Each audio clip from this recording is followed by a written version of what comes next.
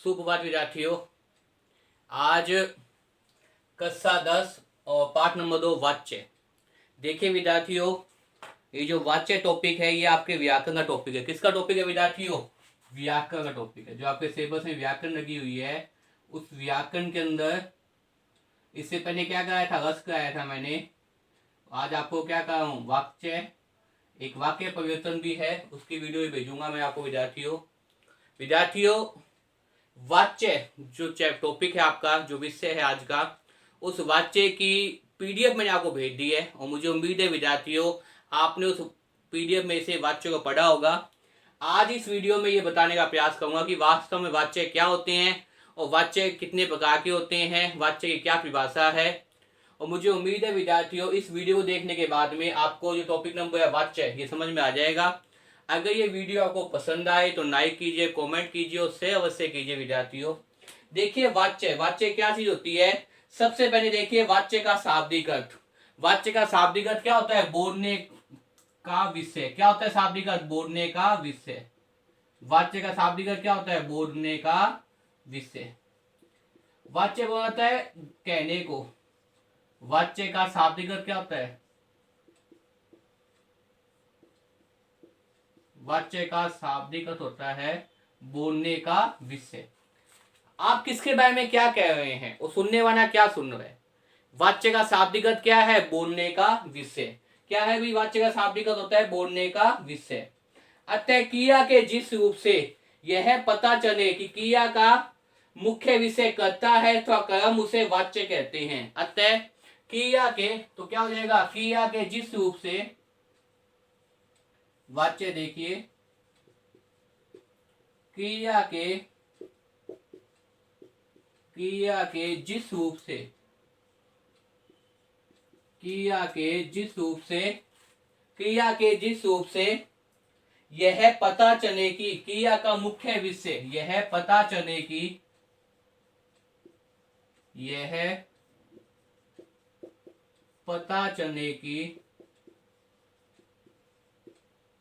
क्रिया का मुख्य विषय, यह पता चले कि क्रिया का मुख्य विषय कर्ता है। क्रिया का मुख्य विषय क्या है? कर्ता है, कर्म है अथवा भाव है। कर्ता है कोमा कर्म है अथवा भाव है। कर्ता है, कर्म है अथवा भाव है। क्या कहलाता है अभी? वाच्य कहलाता है।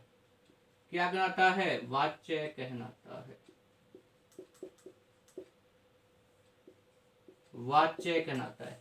देखिए विद्यार्थियों, बहुत ही इंपॉर्टेंट परिभाषा आपके सामने आ गई है कि वाच्य की परिभाषा अगर पूछी जाए आपसे तो वाच्य की परिभाषा में क्या याद रखना है? क्रिया के जिस रूप से। क्रिया का मतलब क्या है? काम होने का बोध होना। क्रिया का मतलब क्या है? काम होने का बोध होना। जैसे मैं आपको पढ़ा रहा हूं, मैं आपको पढ़ाता हूं, तो जो पढ़ा रहा हूं ये क्या है? क्रिया है। मेरा उद्देश्य क्या है? मेरा काम क्या है? मैं काम कौन सा कर रहा हूं विद्यार्थियों? मैं आपको पढ़ा रहा हूं। विद्यार्थी पढ़ रहे हैं, विद्यार्थी को मैं पढ़ा रहा हूं, तो विद्यार्थी का पढ़ना, विद्यार्थी का काम क्या है? विद्यार्थी का काम कौन सा है? पढ़ना। तो क्रिया होता है मुख्य रूप से काम करना। जो काम करने का बोध करते हैं वो क्या होती है? क्रिया होती है। और क्रिया के जिस रूप से, बहुत ही महत्वपूर्ण परिभाषा, क्रिया के जिस रूप से यह पता चले कि क्रिया का मुख्य मतलब क्या है? मुख्य उद्देश्य।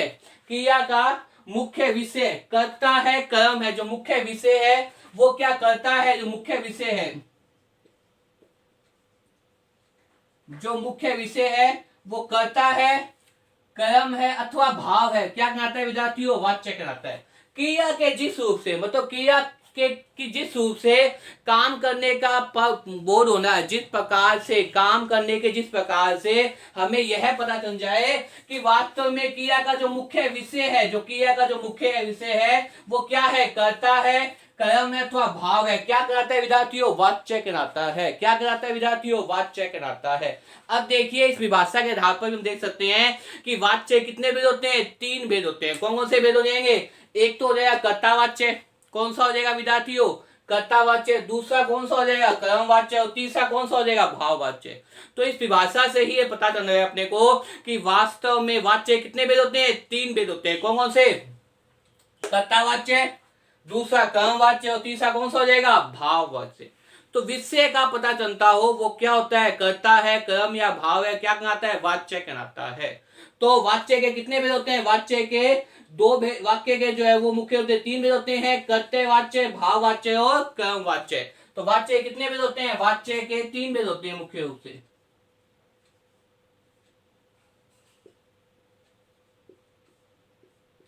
वाच्य के भेदों की बात करें, वाच्यों के प्रकारों की बात करें, तो वाच्य कितने भेद होते हैं भाई, 3 भेद होते हैं। एक तो हो जाता है भाई कौन सा, कर्तव्यवाच्य, कर्तव्यवाच्य बोल दीजिए, कर्ता वाच्य बोल दीजिए। दूसरा क्या हो जाएगा भाई कर्मवाच्य, और तीसरा क्या हो जाएगा भाई भाववाच्य। इस प्रकार से देखा जाए तो वाच्य के क्या होते हैं, 3 भेद होते हैं, कर्तव्यवाच्य, भाववाच्य और कर्मवाच्य। अब देखिए कर्तव्यवाच्य क्रिया के जिस रूप में, क्रिया के जिस रूप में क्या हो, कर्ता की प्रधानता का बोध हो, कर्ता की प्रधानता का बोध हो। कर्तव्यवाच्य में किसका प्रधानता होती है भाई, कर्ता की प्रधानता का पता चले, कर्ता की प्रधानता का पता चले, वो क्या होते हैं भाई कर्तव्यवाच्य कहलाते हैं। प्रधानता का पता चले का बोध हो, पता चले, मतलब यहाँ पे क्या है, मुख्य रूप से क्या है, कर्तव्यवाच्य के अंदर कर्ता होता है प्रधान। कर्तव्यवाच्य के कौन प्रधान होता है भाई, कर्तावाच्य, कर्ता प्रधान होता है। तो क्रिया के उपांतन से जब वाक्य में क्रिया का उपांतन मतलब जब हम क्या कहेंगे, आपने अंग्रेजी पढ़ा होगा active voice passive voice, active voice passive voice वास्तव में क्या है, वाच्य है। जो आप वहां पे एक्टिव वॉइस पॉसिबल करते हैं वही यहाँ पे क्या है, वाच्य है। तो क्रिया के उपांतन करने के बाद पहले तो क्या कहेंगे, क्रिया का उपांतन करें, क्रिया के उपांतन करने के बाद में, क्रिया के उपांतन करने के बाद में जब वाक्य में कर्ता की प्रधानता का, जब वाक्य में क्या हो, कर्ता की प्रधानता का बोध हो, पता चले, तो वहां कौन सा वाक्य हो जाएगा भाई, वहां कर्तव्यवाच्य हो जाता है। इसी प्रकार कर्म वाच्य के अंदर क्या हो जाएगा भाई, कर्म वाच्य बोल दीजिए, चाहे इसको बोल दीजिए अकर्तव्यवाच्य। दूसरा नाम क्या है विद्यार्थियों, अकर्तव्यवाच्य। चाहे तो आप कर्मवाच्य बोल दीजिए, चाहे आप बोल दीजिए अकर्तव्यवाच्य। तो कर्मवाच्य का मतलब क्या होता है, क्रिया के उपांतन, भाषा सुन लीजिए विद्यार्थियों, क्रिया के जिस रूपांतरण से वाक्य में कर्म की प्रधानता का बोध हो, क्रिया के जिस रूपांतरण से वाक्य में क्या हो, कर्म की प्रधानता का पता चले, कर्म की प्रधानता का बोध हो, कर्म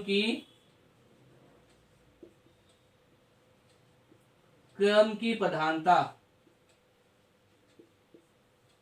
कर्म की प्रधानता का बोध हो, बोध का मतलब क्या है, पता चलता हो।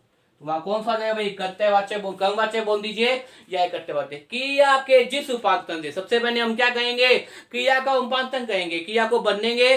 तो क्रिया के जिस उपांतन से वाक्य में कर्म वाच्य का बोध हो, कर्म की प्रधानता का बोध हो, वाक्य में कर्म की प्रधानता का पता चले, तो वहां कौन सा होता है, कर्म वाच्य, या इसे क्या कहते हैं, अकर्तव्यवाच्य।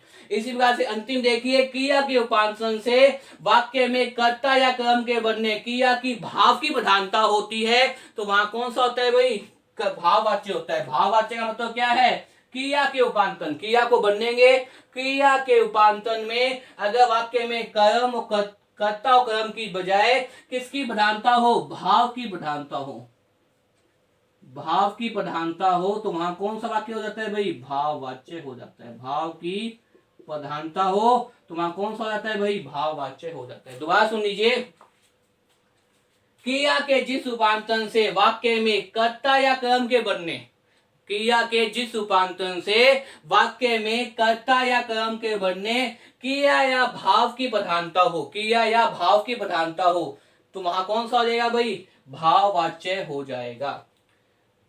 देखिए कर्तव्यवाच्य को ध्यान देख लीजिए, जैसे बालक सोता है, बच्चे खेलते हैं, कर्तव्यवाच्य को ध्यान देख लीजिए, यहां पे आपको उदाहरण पता चल जाएगा। जैसे बालक सोता है, उदाहरण देखिए कर्तव्यवाच्य का, बालक सोता है, तो या बालक क्या है भाई, कर्ता है, सोना क्या है, किया है, और प्रधानता किसकी हुई है, कर्ता की प्रधानता हुई है, कर्ता की प्रधानता का बोध हुआ है, तो बानक क्या करे भाई, सो है, बानक सोता है, ये वाक्य कौन सा हो जाएगा, कर्तव्यवाच्य। अब कर्मवाच्य को ध्यान दे दीजिए। कर्मवाच्य में जैसे छात्र द्वारा पुस्तक पढ़ी जा रही है, छात्र द्वारा पुस्तक पढ़ी जा रही है, कर्मवाच्य को ध्यान देखिए, छात्र द्वारा पुस्तक पढ़ी जा रही है, ये किसका उदाहरण हो जाएगा भाई, द्वारा पुस्तक पढ़ी जा रही है। अब देखिए यहाँ पर छात्र का कर्म क्या है, कर्म क्या है, पढ़ना, तो पढ़ी जा रही है, तो यहाँ पे कौन सा वाक्य हो जाएगा, कर्मवाच्य या एकर्तव्यवाच्य, क्योंकि मैंने पहले ही बताया था अध्यापक का काम क्या है, पढ़ाना, कर्म क्या है, पढ़ाना, अध्यापक पढ़ा रहा है, तो यहाँ पे कौन सा हो जाएगा, कर्मवाच्य हो जाएगा, अध्यापक का कर्म क्या है, पढ़ाना, और बच्चे का कर्म क्या है, विद्यार्थी का कर्म क्या है, पढ़ना, तो इसीलिए क्या हो जाएगा, छात्र द्वारा पुस्तक पढ़ी जा रही है, तो यहाँ पे कौन सा वाक्य हो जाएगा, कर्मवाच्य हो जाएगा। जहां कर्म का बोध हो, जहां कर्म की प्रधानता हो, वहां कौन सा हो जाएगा, कर्मवाच्य। और कर्ता का मतलब जहां कर्ता की प्रधानता का वाच्य है, जैसे बालक सोता है, तो कौन सा हो जाएगा भाई, कर्तावाच्य, क्योंकि कर्ता का प्रधानता है। अब देखिए भाववाच्य को ध्यान देखिए, जैसे बच्चों से लिखा नहीं जाता, सोहन से चुना नहीं जाता, उससे पढ़ा नहीं जाता, अब मुझसे सहा नहीं जाता, तो अब मुझसे सहा नहीं जाता या बच्चों से पढ़ा नहीं जाता, उदाहरण देखिए,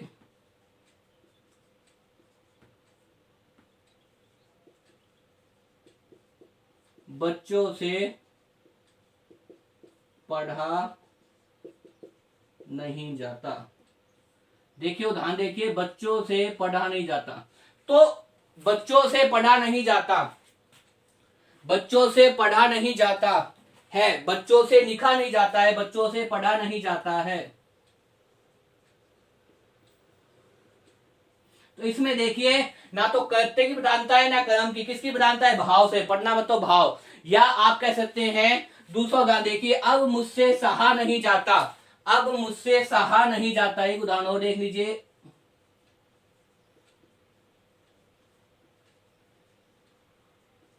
अब मुझसे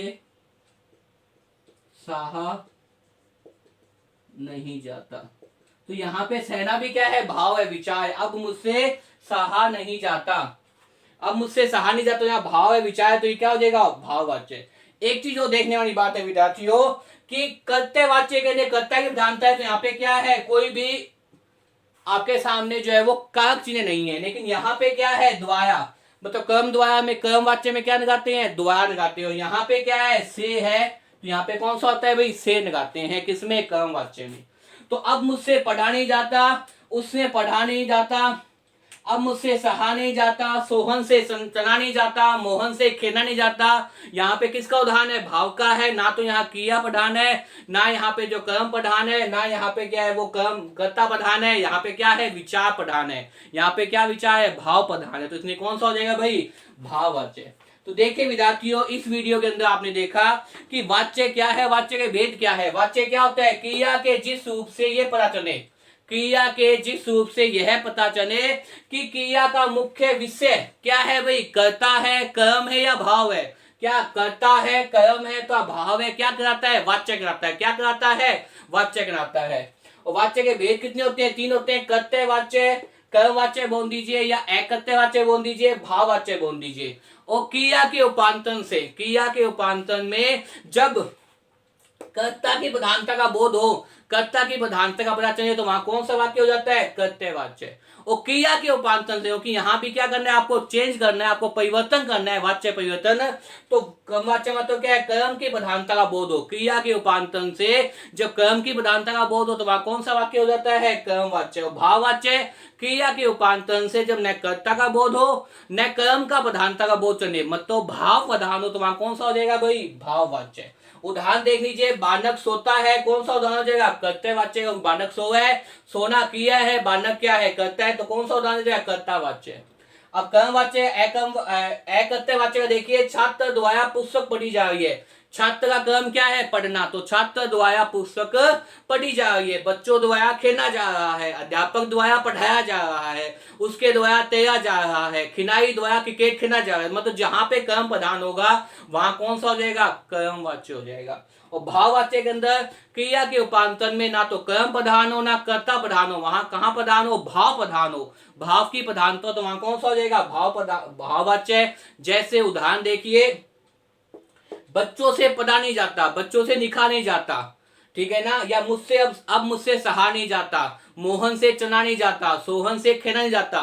तो यहां देखिए भाव की प्रधानता है, तो कौन सा वाक्य हो जाएगा भाई? भाववाच्य। विद्यार्थियों, मुझे उम्मीद है कि इस वीडियो को देखने के बाद में आपको वाच्य जो है वो समझ में आ जाएगा।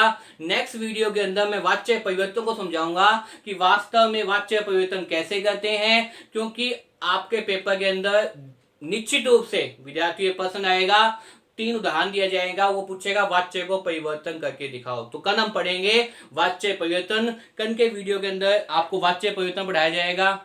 विद्यार्थियों, मुझे उम्मीद है इस वीडियो देखने के बाद में आपको कक्षा नंबर 10 पाठ नंबर 2 वाच्य समझ में आ जाएगा। धन्यवाद।